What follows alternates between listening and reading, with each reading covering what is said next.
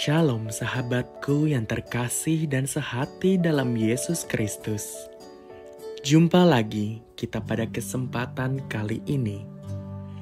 Mari kita siapkan diri dan hati kita untuk menjadikannya layak menyambut Tuhan, supaya kita bisa menjadi garam dan terang dalam kehidupan ini. Tentunya dengan bersama kita resapi Renungan Sabda Pendalaman Iman presented by BPK PKK KAJ. Bacaan diambil dari Injil Yohanes bab 4 ayat 43 sampai 54. Setelah 2 hari Yesus berangkat dari sana ke Galilea, sebab Yesus sendiri telah bersaksi bahwa seorang nabi tidak dihormati di negerinya sendiri. Setelah ia tiba di Galilea, orang-orang Galilea pun menyambut dia karena mereka telah melihat segala sesuatu yang dikerjakannya di Yerusalem pada pesta itu, sebab mereka sendiri pun turut ke pesta itu.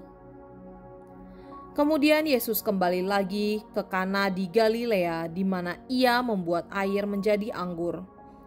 Di Kapernaum ada seorang pegawai istana, anak laki-lakinya sedang sakit. Ketika ia mendengar bahwa Yesus telah datang dari Yudea ke Galilea, pergilah ia kepadanya lalu meminta supaya ia datang dan menyembuhkan anaknya, sebab anaknya itu hampir mati. Kata Yesus kepadanya, "Jika kamu tidak melihat tanda dan mukjizat, kamu tidak percaya." Pegawai istana itu berkata kepadanya, "Tuan, datanglah sebelum anakku mati." Kata Yesus kepadanya, "Pergilah, anakmu hidup." Orang itu percaya kepada perkataan yang dikatakan Yesus kepadanya, lalu pergi. Ketika ia masih di tengah jalan, hamba-hambanya telah datang kepadanya dengan kabar bahwa anaknya hidup. Karena itu ia bertanya kepada mereka, "Pukul berapa anak itu mulai sembuh?" Jawab mereka, "Kemarin siang pukul 1 demamnya hilang." Ayah itu pun teringat bahwa pada saat itulah Yesus berkata kepadanya, "Anakmu hidup." Lalu ia percaya dan seluruh keluarganya percaya. Itulah tanda kedua yang dibuat Yesus ketika ia pulang dari Yudea ke Galilea. Demikianlah Injil Tuhan. Shalom, apa kabar semuanya bro and sis, saudara-saudariku dalam Kristus. Hari ini saya datang untuk sharingkan sedikit iman mengenai renungan kita pada hari ini, bacaan Injil yang diambil dari kitab Yohanes bab 4 ayat 43 sampai 54. Ini adalah mengenai seorang perwira istana yang datang menemui Yesus untuk memohon supaya anaknya bisa disembuhkan. Yesus sedang melakukan pelayanan dia di Kana kali ini, dan dia kembali ke Kana karena sebelumnya dia sudah melakukan mukjizat dari air menjadi anggur. Jadi di Kana pada saat ini situasinya Yesus itu sudah mulai terkenal. Mulai banyak orang yang mendengar dia. Pada zaman dulu, jangankan zaman dulu ya, kalau kita zaman sekarang aja barangkali kalau mendengar ada mukjizat-mukjizat seperti itu, maka kita akan langsung tahu gitu loh. Rumor-rumor itu akan beredar, berita-berita itu akan beredar. Siapa sih dia? Siapa sih orangnya gitu? Benar gak bro and sis? Kalau ada hal-hal yang luar biasa, kita tuh cepet dengernya ya. Jadi ketika saat itu di Kana, nama Yesus ini sudah cukup mulai terkenal gitu ya, mulai terkenal. Jadi banyak orang yang datang kepadanya untuk mendengarkan firman, untuk mendengarkan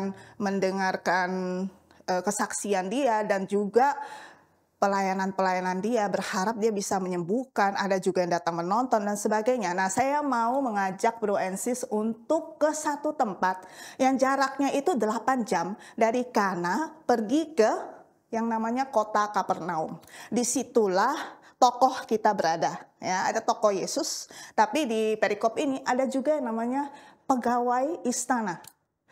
Bro and sis, saya suka menempatkan diri saya ketika berada dalam cerita Alkitab. Orang-orang ini seperti saya yang ketika mendengar tentang Yesus, karena saya waktu dari kecil, saya bukan seorang Kristiani, saya mengenal Katolik itu ketika saya sudah berumur sekitar belasan tahun, sudah hampir 20 tahun. Jadi ketika saya mendengar tentang Yesus, itu curious, penasaran. Siapa itu Tuhan Yesus gitu kan? Jadi saya mau menempatkan diri saya ke pegawai istana yang berada di Kapernaum. Jarak dari Kapernaum ke Kana itu 8 jam. Dan kalau kita baca nanti, si pegawai istana ini, kalau istana seharusnya saat itu dia bekerja kepada Herodes Antipas. Ya, jadi dia bukanlah seorang yang rendahan. Kalau dibaca lagi nanti dia itu posisinya cukup tinggi karena dia punya bawahan. Dia posisinya cukup tinggi, tetapi di status apapun itu saat ini dia sedang mengalami sebuah kesulitan yang besar sekali dalam hidup dia, yaitu anaknya itu sakit. Bro and sis sekalian, pernahkah kita berada di situasi ketika kita sedang berada di saat-saat tidak berdaya? Kepintaran kita tidak bisa menolong, kekayaan kita tidak bisa menolong, orang-orang di dekat kita tidak bisa menolong. Saya yakin pegawai istana ini ketika anaknya sakit, kalau hari ini anak saya sakit, saya pasti melakukan segala cara untuk menyembuhkan dia, betul tidak? Saya akan cari dokter yang terbaik, saya akan berikan obat yang terbaik. Kalau hari ini saya punya modal, saya punya uang yang banyak, saya punya kenalan yang luas, saya bekerja di pemerintahan yang prestigious, yang dimana saya bisa mengeluarkan yang terbaik untuk anak saya, maka saya akan lakukan. Mungkin pegawai istana ini melakukan hal yang sama, kita tidak tahu. Tapi kalau sebagai manusia kita berusaha melakukan yang terbaik yang kita mampu, seturut dengan kemampuan kita. Bro and sis sekalian, tapi sayang sekali, pegawai istana ini anaknya tetap sekarat. Tidak ada yang bisa menyembuhkan dia. Jadi ketika dia mendengar ada seorang yang sudah melakukan mukjizat di Kana, pengikutnya banyak. Begitu terkenalnya, sampai dia di Kapernaum, sampai dia di tempat istana, dia mendengar semua hal itu, maka dia pikir, saya harus pergi lihat. Saya harus pergi lihat. Ya. Dia melakukan perjalanan 8 jam. Zaman dulu orang jalan kaki, mungkin juga dia naik kuda, saya tidak tahu. Dan kemudian dia sampai di Kana, ada hal yang menarik yang saya baca. Ya, di ayat Alkitab ini. Mungkin kita bisa lihat di ayat 48. Ketika dia bertemu dengan Yesus, dia melihat barangkali, wow, Yesus mungkin sedang mengajar, saya tidak tahu, tapi yang pasti dia selalu dikerubungin orang, dia sangat terkenal. Dan ketika dia lihat, dia berkata, dia mungkin minta, dia kepingin Tuhan Yesus menolong, tapi Tuhan Yesus di ayat 48 berkata apa? Jika kamu tidak melihat tanda dan mukjizat, kamu tidak percaya. Tadinya saya bingung. Lah, kok baru ketemu kok langsung ngomong gitu kan ya. Memangnya maksud Tuhan Yesus kepingin anaknya sekarang langsung disembuhin atau gimana? Saya nggak ngerti tadinya. Tapi ketika saya baca lagi maksudnya seperti itu barangkali ya. Jadi dia datang dari Kapernaum, dia jalan 8 jam, dia masih harus melihat dahulu. Ini benar gak sih? Yesusnya orangnya benar gak sih yang bisa nyembuhin? Jadi ketika itu Yesus langsung tahu isi hatinya. Kalau kamu nggak lihat, kamu nggak percaya. Kita seringkali seperti itu. Walaupun kita sudah desperate, walaupun kita sudah putus asa, walaupun kita nggak tahu jalan apa yang kita mau ambil, kita mau lihat dulu Tuhan bisa bikin apa sebelum kita percaya. Kita mau lihat dulu, Tuhan coba kasih dulu mukjizat, baru kita bisa percaya. Tapi saya sungguh-sungguh diberkati dengan reaksi pegawai istana ini. Ketika dia sudah melihat, terus dia bilang, Tuhan, datanglah, gitu kan. Dia bilang, Tuhan datanglah sebelum anakku mati. Menurut pemikiran dia sudah tahu yang namanya Yesus ini, dia bisa menyembuhkan anak saya. Ya, dia bisa menyembuhkan anak saya. Jadi ayo ke tempat saya, anakku di situ lagi sekarat. Kadang-kadang sebagai manusia kita selalu berpikir seperti apa yang kita pikirkan, betul? Dia berpikir kalau anaknya di Kapernaum, ya seharusnya Yesus ke Kapernaum, ditumpang tangan kek, didoakan kek, diapain gitu ya, supaya anaknya sehat. Tapi ternyata Tuhan Yesus cuma bilang apa? Ini kuncinya di ayat 50. Bro and sis sekalian, kata Yesus kepadanya, hanya ngomong, pergilah, anakmu hidup. Tuhan Yesus nggak bilang, oke, saya ikut kamu sekarang pergi. Tuhan Yesus nggak bilang, oke, saya utus murid saya pergi. Tuhan nggak bilang, oke, saya kita bawa anakmu ke sini. No, dia cuma bilang, pergi, anakmu hidup. Luar biasa sekali ya menurut saya respon daripada pegawai istana itu. Saat itu dia bilang apa? Di ayatnya, orang itu percaya akan perkataan yang dikatakan Yesus kepadanya, lalu pergi. Bagi saya ini adalah sebuah perubahan iman yang sangat jelas sekali. Tadinya dia datang, dia hanya mau lihat. Tuhan Yesus bilang, kalau kamu nggak lihat, kamu nggak percaya. Tapi setelah dia lihat, dia percaya. Ini adalah langkah konkretnya. Ketika Tuhan Yesus hanya bilang pergi, anakmu sudah sembuh. Dia langsung percaya dan dia langsung action. Dia pulang, dia mau pulang. Bro and sis sekalian, banyak sekali ketika kita sedang memohon berdoa kepada Tuhan, termasuk saya sendiri, saya selalu berpikir, oh oke, saya ikut Tuhan itu sudah hampir 20 tahun ini, 28 tahun. Saya selalu kadang-kadang masih sering sekali berpikir, Tuhan, saya lagi kepingin ABCDE. Tuhan tolong dong, gimana caranya supaya ABCDE ini sesuai dengan apa yang kita mau. Ya. Apalagi kalau kita sedang dalam kesulitan, saya sering sekali berpikir seperti itu. Tuhan, kalau ini saya seperti begini, nanti solusinya kayaknya seperti begini gitu. Tapi sering sekali, kebanyakan, bro and sis, boleh tanya kepada teman-teman kita yang juga sudah sering pelayanan, sudah sering berdoa pada Tuhan, mengalami mukjizat Tuhan. Ternyata sering sekali berbeda dengan apa yang kita pikirkan. Berbeda. Jadi langkah yang kita inginkan, langkah yang harus kita ambil, itu hanyalah seperti pegawai istana ini, hanya percaya aja. Percaya, Tuhan bilang caranya begini, ya sudah saya percaya. Dan ternyata kalau nanti dibaca lagi selanjutnya itu betul-betul anaknya sembuh. Persis di jam ketika Tuhan Yesus berkata, pergilah anakmu hidup. Luar biasa sekali bukan? Saya mau kesaksian sedikit untuk menutup renungan kita hari ini. Saya baru saja kira-kira 3 tahun lalu, saya mengalami sebuah kesulitan yang besar sekali. Yaitu ketika masa COVID ya. Semua sudah tahu, mungkin beberapa bro and sis sekalian di sini juga mengalami masa-masa berat itu di keluarganya atau diri sendiri. Tapi waktu itu saya mengalami 2 kejadian sekaligus. Yaitu yang pertama, ayah saya kena COVID. Ayah dan ibu saya kena COVID. Terus kemudian ibu saya selamat, ayah saya tidak selamat. Jadi dia meninggal. Terus kemudian setelah itu, hanya jarak 1 minggu karena waktu itu sangat chaos. Saya sama suami menjaga papa di rumah sakit, di ICU, karena terlalu chaos, tidak ada suster, tenaga sudah terlalu kurang, jadi kami diperbolehkan masuk gitu loh, dengan resiko ditanggung masing-masing. Jadi saya cuma pikir ya udahlah, kita kan masih muda gitu ya, saya kasihan sama papa saya sendirian di situ, jadi saya sama suami pergi menjaga dia. Bro and sis sekalian, ternyata papa tidak selamat. Bahkan 1 minggu kemudian ketika selesai menguburkan papa, saya kena COVID, suami saya akhirnya kena positif COVID. Sebenarnya kami sudah tidak heran sih ya, kalau kayak gitu kan ya sudahlah, wajar lah, namanya juga deket-deket pasti ketepa. Tapi ternyata yang mengagetkan, 8 hari kemudian suami saya kondisi oksigennya menurun sampai 88%. Saya larikan dia ke rumah sakit, sampai di dokter. Dokter cuma berkata begini, Ibu sekarang harus langsung masuk, tidak boleh di ICU. Harus masuk di ruang langsung, tidak boleh di ICU. Karena ICU itu terlalu banyak penyakit. Nah rata-rata nggak bagus situasinya, katanya begitu. Jadi saya tanya, oke, masuk ruangan. Ada ruangan apa? Karena waktu itu ingat bro and sis sekalian, situasi kan lagi chaos banget kan, tidak ada ruangan. Dan saat itu cuma bilang, sisa 1 saja Bu, yaitu ruang VVIP.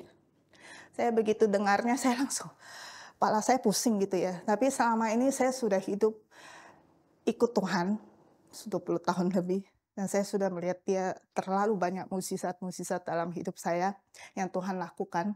Karena itu saya nggak pikir panjang lagi, saya cuma bilang, "Tuhan kalau hanya sediakan satu ruangan, maka disitulah tempat yang terbaik." Jadi saya masukkanlah suami saya. Teman-teman, Bro and Sis sekalian, saya itu tidak punya insurance saat itu. Keuangan kami juga bukannya yang super berkecukupan, super berkelebihan maksudnya. Dan saat itu hanya dengan iman, saya masukkan saja suami saya di situ. Sebagai manusia, seperti tadi pegawai istana mungkin berpikir, saya percaya kepada Tuhan sekarang. Ya, Tuhan tolong ke rumah saya sembuhkan anak saya. Saya cuma pikir, Tuhan, kalau Tuhan sekarang izinkan suami saya masuk ke rumah sakit, dirawat di situ COVID, papa saya baru meninggal. Jadi chance-nya tinggi. Kalau misalkan dia sampai dipanggil Tuhan, saya cuma pikir, Tuhan, kalau memang masih belum waktunya, Tuhan secepatnya sembuhkan dia, supaya biaya rumah sakit gak mahal. Simpel sekali ya saya pikirnya ya. Tapi Bro and Sis sekalian, waktu yang Tuhan izinkan suami saya sakit itu ternyata 26 hari di dalam rumah sakit. 26 hari. Satu hari itu hitungannya luar biasa sekali jumlahnya untuk kami. Sampai waktu itu ketika di hari ke 1 minggu sudah berlalu, saya bilang sama suami, ini kita belum tahu biayanya berapa, karena belum tahu nanti sampai bagaimana. Tapi ketika sudah lewat 1 minggu, saya itu bilang sama suami, ini tabungan kita udah mulai terkuras nih, gitu kan. Bagaimana ya, gitu. Bro and Sis sekalian, ketika kita sedang dalam kesulitan, ketika kita sedang desperate, yang harus kita cari itu adalah Tuhan. Pegang erat-erat tangannya, pegang erat-erat jubahnya. Apa saja yang bisa kita lakukan, kita lakukan. Saya ingat waktu itu saya terus-menerus membaca ayat-ayat peneguhan. Saya ingat waktu itu terus-menerus saya bilang, Tuhan tolong. Saya nggak mau lihat yang lain, saya cuma percaya Tuhan yang tolong. Saya hanya terus katakan ayat Alkitab. Seperti pegawai istana tadi, orang itu percaya gitu. Dan itulah yang saya mau lakukan. Saya percaya aja Tuhan pasti melakukan yang terbaik untuk kami.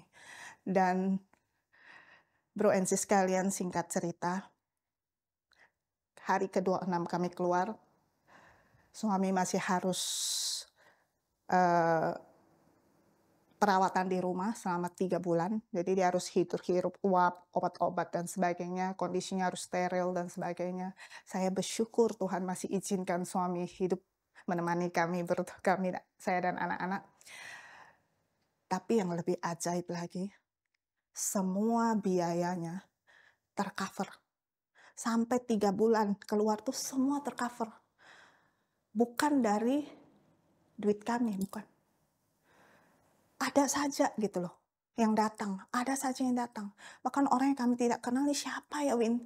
Datang membantu, menolong kami. Saya percaya bahwa itu semua adalah tangan Tuhan yang menolong. Tangan Tuhan yang menggerakkan hati orang-orang.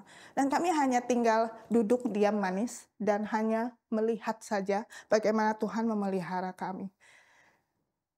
Begitu banyak dalam hidup saya melihat mukjizat seperti itu, banyak sekali. Tidak bisa diceritakan dalam 1-2 hari selesai. Tapi hari ini, perikop ini menyadarkan kita kembali bahwa kalau kita mau Tuhan bekerja dalam hidup kita, maka kita harus percaya. Kita harus percaya.